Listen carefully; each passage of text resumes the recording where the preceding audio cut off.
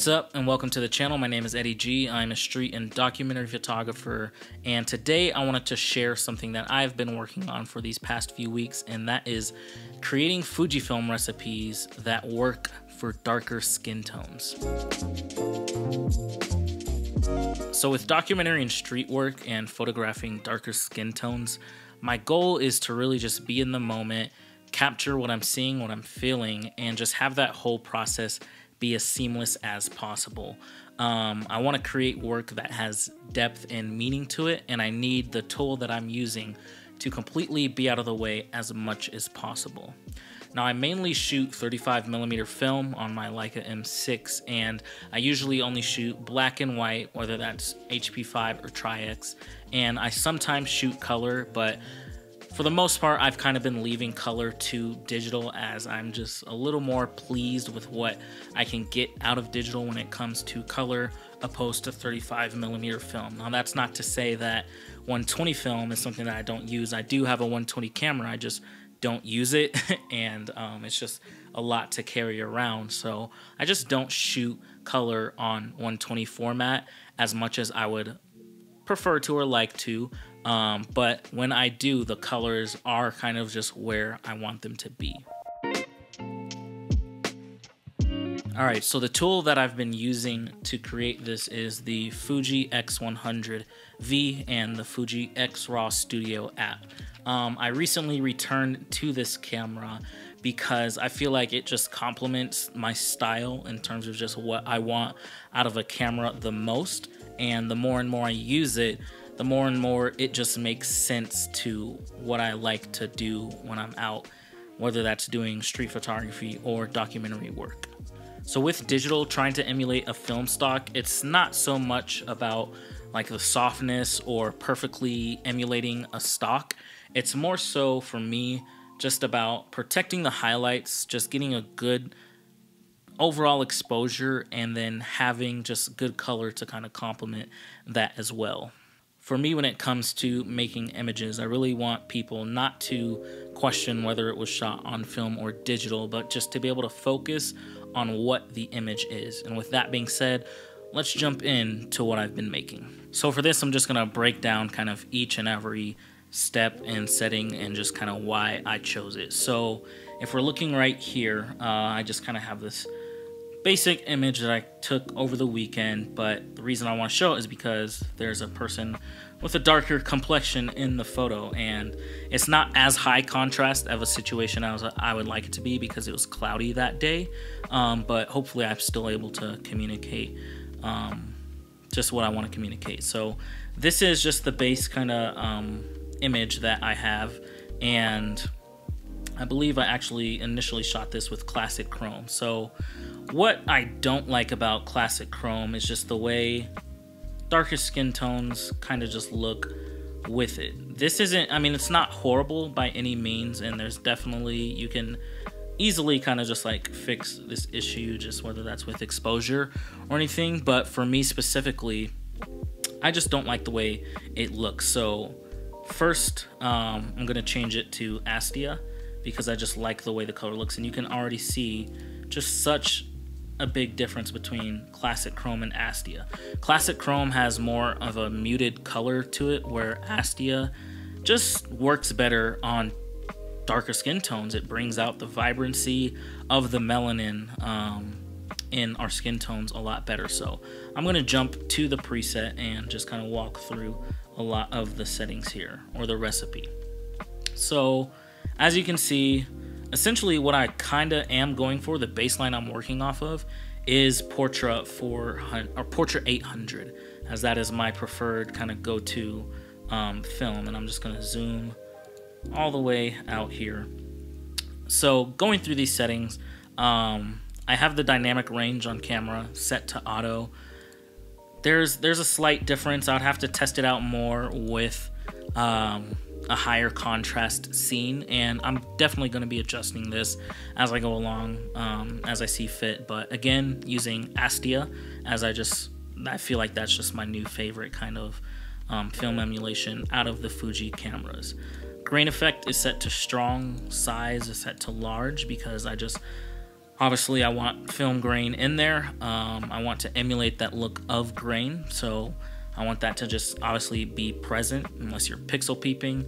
You know, it is what it is, but I like it. I accidentally just changed setting here. Make sure everything is the same. Okay, color chrome effect I have set to strong, and then color chrome effect blue I have set to strong as well. This is something I'm still kind of playing and managing. Just looking at regular film images of Portrait 800. Blue is really just one of the colors that I feel like is hardest to kind of just match up. But again, this is digital, so I'm just taking it as it comes. I'm not being too bent up on what I want it to be.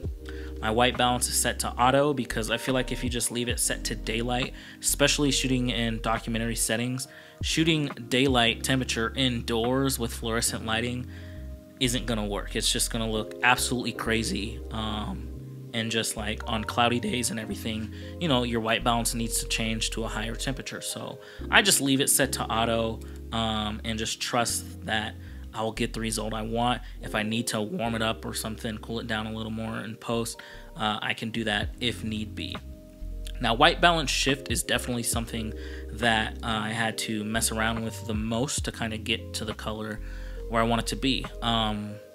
With skin tones, I really enjoy warmer skin tones. I enjoy just an overall warmer, or just almost a neutral warm look. I don't like things to be too warm.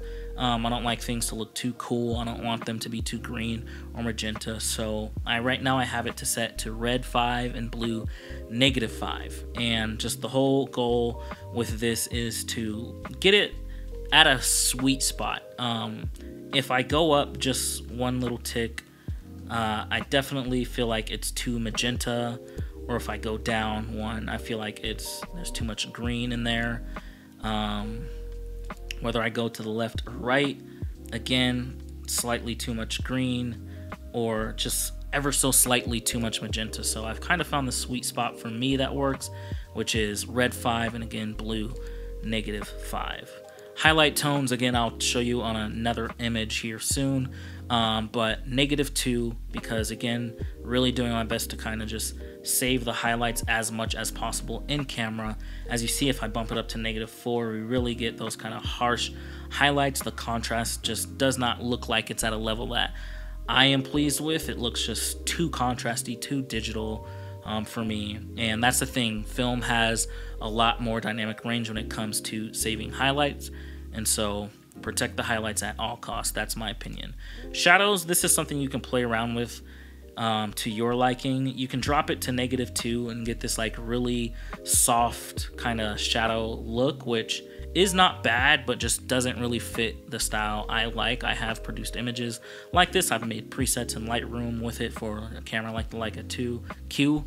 But I'm just not a big fan of it. Going down to -1 is alright. It kind of does work. So this is a setting I'm still off and on about. But for now, I'm just kind of leaving it at 0, as that seems to just be a good baseline start. As terms of color and saturation, again, that's important. I don't like my images to look desaturated. That's not how film looks to me. Film doesn't look desaturated and soft to me. It looks saturated, it looks contrasty depending on just like the lighting situation. It looks very vibrant and rich, and so I don't want to suck all that color out trying to emulate it on digital. I want it to just kind of be at that sweet spot. So right now I have it at -2. You can kind of see what it looks like at -1. It's not that big of a difference, but again, tweak and adjust to your liking. Sharpness I have set down to -4 because for me, I just don't need overly sharp images. That's something I can do in post if I want. So just have that dropped all the way to -4. Noise reduction is set to 0, and clarity. Now, clarity is actually a very big thing for me when it comes to photographing with these FujiFilm cameras. When you drop the clarity on the camera to -4, +1, 2, 3, it doesn't matter. When you take that clarity off of 0 and you're going to shoot street photos, the camera slows down. It has this 2-second, 1.5 second, I don't know exactly how long, buffer time.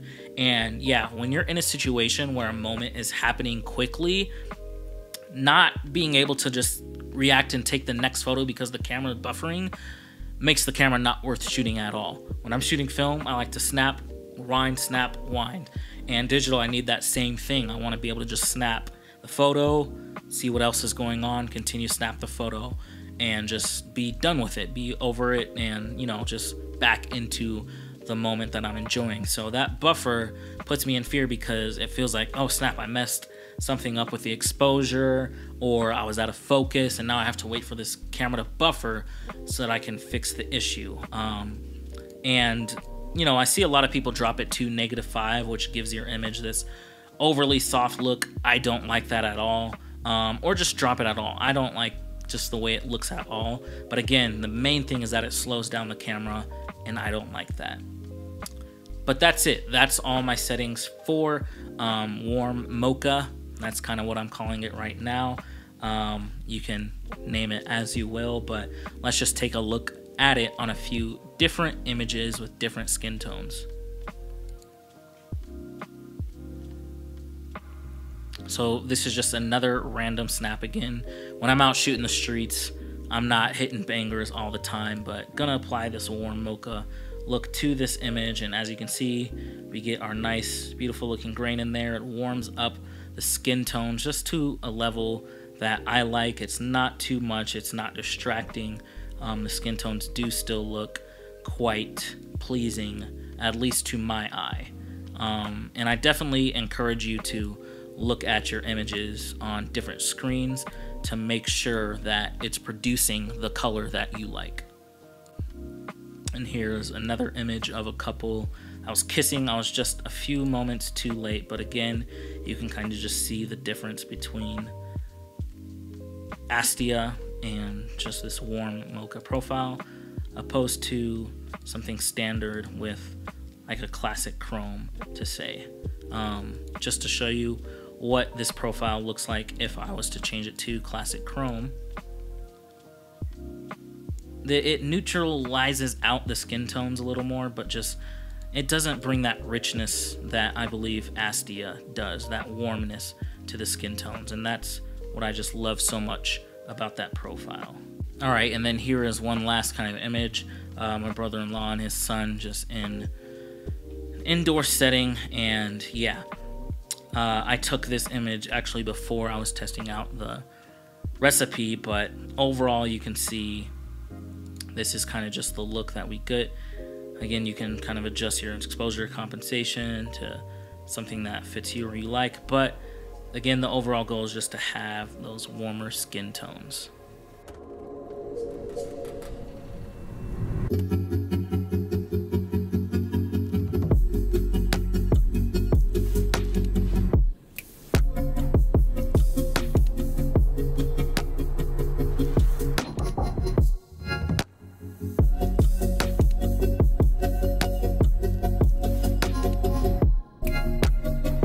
So before this video runs on too long, I hope this just gives you a good baseline to start off when it comes to photographing darker skin tones. I highly encourage using Astia as a nice baseline, as I personally feel like it just brings out the richness of that certain melanin level better than a profile like classic chrome does. I'll be doing another video on a black and white Fuji recipe that I like and think again works well with darker skin tones that I'll be sharing with you very soon. If you enjoyed this video, I encourage you to give it a thumbs up. Please share it with somebody, and please consider subscribing because it definitely helps support me and this channel. Thank you for watching.